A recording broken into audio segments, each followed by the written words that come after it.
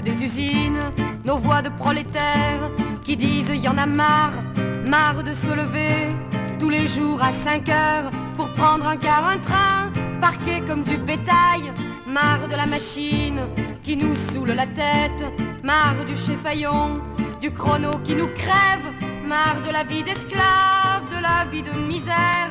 Écoutez-les, nos voix, elles annoncent... Ça décrit en partie mon engagement, mon parcours.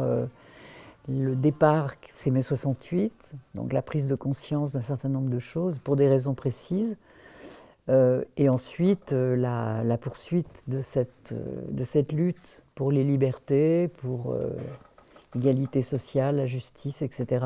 On commence l'histoire en octobre 61 avec le massacre, l'assassinat d'Algériens qui quittent le bidonville pour aller manifester au centre de Paris, où là ils vont être massacrés, jetés à la Seine, hommes, femmes, enfants, etc.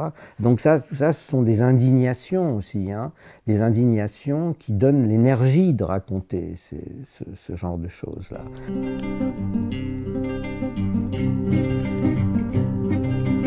Elle s'appelle Élise, elle est mon double, si on veut. Après, je lui fais faire ce que je veux, mais c'est à partir de mon vécu. Et ce vécu, il prend sa source effectivement à la guerre d'Algérie, pendant la guerre d'Algérie, mais pour moi, il apparaît une évidence et quelque chose d'irréversible à partir du moment où j'ai la chance de pouvoir aller au cœur des luttes. Cette Élise, cette jeune fille, au départ, est vouée à une carrière de comédienne, de chanteuse, etc. Et du jour au lendemain, elle laisse tout tomber. Elle laisse tout tomber parce qu'il y a une prise de conscience et elle milite, elle va chanter dans les usines. Donc ce qui est intéressant aussi, c'est ça. Tu es mieux à même d'en parler, mais c'est ça, l'idée, c'est cette espèce de revirement. J'ai vécu en continuité les différents moments où la gauche prolétarienne a été fortement réprimée, d'ailleurs, pour les actions qu'elle menait. Beaucoup de camarades ont été en prison, j'y ai été, je l'assume parfaitement. Et cet itinéraire-là, qui va s'achever à la fin des années 70, il était tellement fort, et on était engagés d'une façon tellement totale, 24 heures sur 24, enfin, il n'y avait pas de vie privée ou de distraction, de loisirs. C'était vraiment la lutte en permanence et en attendant peut-être d'y laisser notre peau quand la révolution allait arriver, ce qui ne s'est pas produit. Oui, non, mais moi j'adhère tout à fait à ton parcours. Je ne sais pas si j'aurais eu l'énergie, le courage aussi de suivre un parcours équivalent, je ne sais pas. C'est aussi ça qui m'a séduit. Limitons-nous à l'énergie, s'il vous plaît, le courage, c'est pas ça. Ben si, quand même. Mais c'était enthousiasmant, mais c'était enthousiasmant. Enfin, je ne sais pas comment expliquer.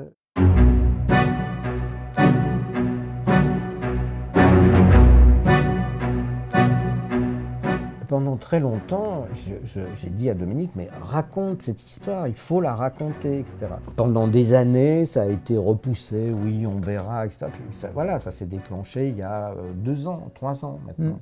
Non, mais je pense qu'il y a aussi qu'en vieillissant, on éprouve le besoin de témoigner, de laisser des traces. J'ai fait d'abord une note d'intention pour essayer de cerner tout ce que j'avais envie de raconter. Après, j'ai fait un plan chronologique. Et ensuite, j'ai fait aussi une recherche, parce que j'avais certainement des trucs que j'avais oubliés, qui n'étaient plus dans ma mémoire et qui pouvaient être importants. Donc j'ai fait une recherche sur tout ce qui avait un peu animé l'extrême gauche pendant cette période-là, notamment sur tout ce qu'ont fait les maoïstes, puisque j'en étais. Là, bon, c'est du vécu, entre guillemets. Donc, il y a le texte, évidemment énormément de discussions, où c'était, comment ça se passait, qui était là, etc. L'écriture, Dominique écrit son texte, comme on écrit un scénario pour une bande dessinée. Lyon, 1957-1958. J'étais en terminale au lycée Edgar Quinet, en pleine guerre d'Algérie. La prof de philo allait changer ma vie. J'attendais chaque cours avec impatience tellement elle était passionnante et passionnée par ce qu'elle nous enseignait. À la maison, personne n'abordait jamais ces sujets-là. La colonisation, l'esclavage, le droit des peuples à disposer d'eux-mêmes, la lutte des classes, le marxisme, la révolution. Grâce à elle, je sortis enfin de l'enfance et de l'ignorance. Cette année-là fut celle d'une prise de conscience politique irréversible.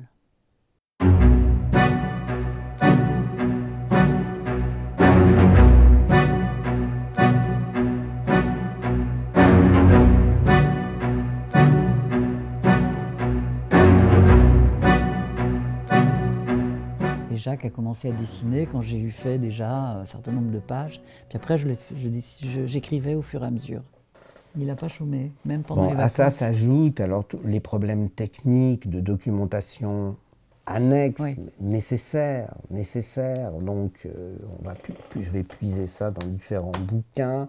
Généralement, je me documente beaucoup avant de commencer. J'ai besoin peut-être pour une image, d'avoir 5 ou 6 documents différents, des photographies, peu importe. Je me souviens qu'on a cherché combien mesurait un bidule.